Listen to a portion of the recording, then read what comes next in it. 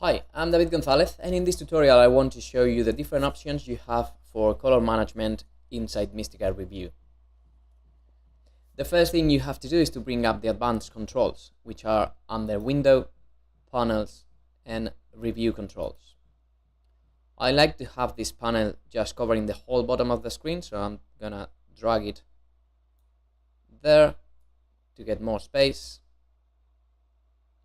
And you can see I already have 4 different shots loaded. These shots have different resolutions, different formats. We have an RE raw shot, DPX, EXR, and a progress file. And we're gonna be applying different color management settings for each of them. As you can see down here in the review controls, we have 3 different tabs. One for the clip, one for the segment, and one as global. Remember that one segment, like segment number 2, can have different clips inside it, like these 2 clips that we have here. So let's start with this one. This one was shot on a Sony camera. So I'm gonna set the input cue for Sony S-Log3 and the gamut to Sony S-Gamut3. You can see how it now looks a bit more natural. I've done it in the segment area because I wanted to affect both versions of the same shot.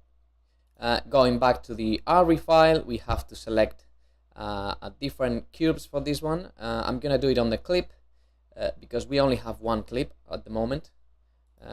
So let's go and select Log-C and RE white gamut.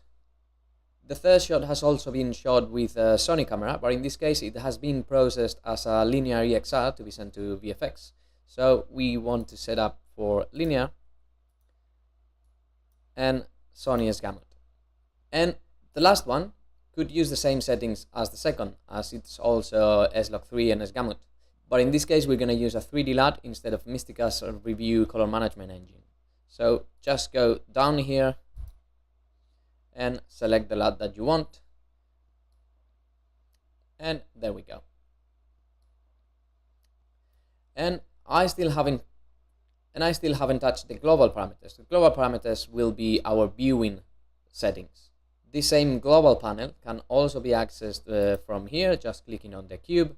We can use the Mistika engine, output cube and output gamut, or we can use the ACES transforms. So if instead of doing the transforms with the Mistika engine, I want to use ACES, I can select, for example, Rec 709, and you'll see how the highlights get a bit more of a roll-off, which is what the ACES ODT have. I hope you enjoyed the video and thanks for watching.